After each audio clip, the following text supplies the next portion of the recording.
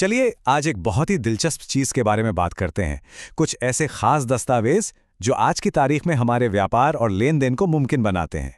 ये सिर्फ कागज के टुकड़े नहीं है, यकीन मानिए, ये भरोसे और रफ्तार के असली इंजन है। तो आइए इसे समझते हैं। एक सवाल से शुरू करते हैं। सोचकर देखिए, किसी ने कोई सामान खरीदा और बाद में पता चलता है कि जो बेच रहा था वो उसका असली मालिक था ही नहीं। हो सकता है वो चीज चोरी की हो। तो अब क्या होगा? क्या जिसने पैसे देकर खरीदा उसे वो सामान रखने का हक है? ये किसी भी लेन देन का सबसे बड़ा रिस्क है ना? देखिए, कानून का एक बहुत पुराना और सीधा सा नियम है। वो ये कहता है कि कोई भी इंसान किसी चीज पर उससे बेहतर हक नहीं दे सकता जितना उसके पास खुद है। मतलब अगर बेचने वाले का मालिकाना हक ही खराब है तो वो खरीदने वाले को भी खराब हक ही देगा। अब जरा सोचिए, इसका व्यापार पर क्या असर पड़ता होगा। मान लीजिए पुराने जमाने में कोई व्यापारी है जिसे दूसरे शहर से मसाले खरीदने हैं। उसे तो हर पल यही डर लगा रहेगा कि कहीं ये बेचने वाला इन मसालों का असली मालिक है भी या नहीं। इस डर की वजह से व्यापार या तो होगा ही नहीं या फिर बहुत ही ज्यादा धीमा और जोखिम भरा हो जाएगा। तो इस इतनी बड़ी मुश्किल का हल क्या था? कानून ने इसका एक बहुत ही शानदार तोड़ निकाला। एक ऐसे खास किस्म के दस्तावेज को बनाया गया जिसमें कुछ कह सकते हैं सुपर पावर्स थीं। ये दस्तावेज उस सामान्य नियम का एक अपवाद था और इसी ने व्यापार को आसान और तेज बनाने का रास्ता खोला। इस जादुई दस्तावेज को कहते हैं नेगोशिएबल इंस्ट्रूमेंट या परक्रम्य लिखत। यह बस एक लिखा हुआ कागज है जो किसी को एक तय रकम पाने का हक देता है। इसे एक ऐसे वादे की तरह समझ सकते हैं जिसे पैसे की तरह ही इस्तेमाल किया जा सकता है। और इसकी सबसे खास बात यह है कि इस हक को बड़ी आसानी से एक हाथ से दूसरे हाथ में दिया जा सकता है, बिल्कुल वैसे ही जैसे हम कैश का नोट एक दूसरे को देते हैं। अब ये जो लाइन इस स्लाइड पर लिखी है ना, यही है इसकी असली सुपर पावर।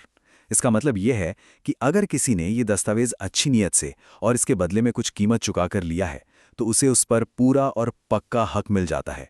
और ये मायने नहीं रखता कि उसे ये दस्तावेज देने वाले का हक खुद खराब क्यों ना हो। ये एक बहुत बड़ी बात है। तो आखिर इन दस्तावेजों में ऐसी कौन सी खास बातें हैं जो इन्हें इतनी शक्ति देती हैं? आइए उन मुख्य शक्तियों को देखते हैं जो इन्हें परक्रम्य या नेगोशिएबल बनाती हैं। सबसे पहली पावर है इसका आसानी से ट्रांसफर हो जाना। मतलब इसकी मैच्योरिटी डेट आने तक इसे जितनी बार चाहें उतनी बार एक से दूसरे को, दूसरे से तीसरे को दिया जा सकता है। ये बिल्कुल कैश की तरह काम करता है जो बाजार में लिक्विडिटी और रफ्तार लाता है।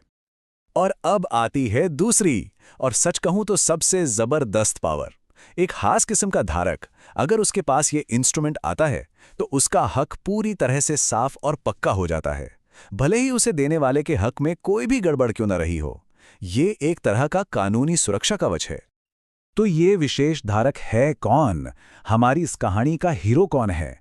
कानून की भाषा में इसे कहते हैं होल्डर इन ड्यू कोर्स या यथाविधि धारक। यही वो इंसान है जिसे कानून इस सुपर पावर का फायदा उठाने के लिए पूरी तरह से प्रोटेक्ट करता है।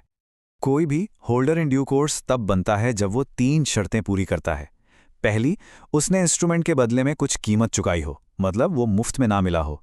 दूसरी, उसने इसे इसकी एक्सपायरी डेट से पहले लिया हो। और तीसरी, जो कि सबसे जरूरी है, उसे इस बात की जरा भी भनक ना हो कि जो उसे ये दे रहा है उसके मालिकाना हक में कोई खोट है, यानी उसने पूरी ईमानदारी और अच्छी नीयत से इसे लिया हो।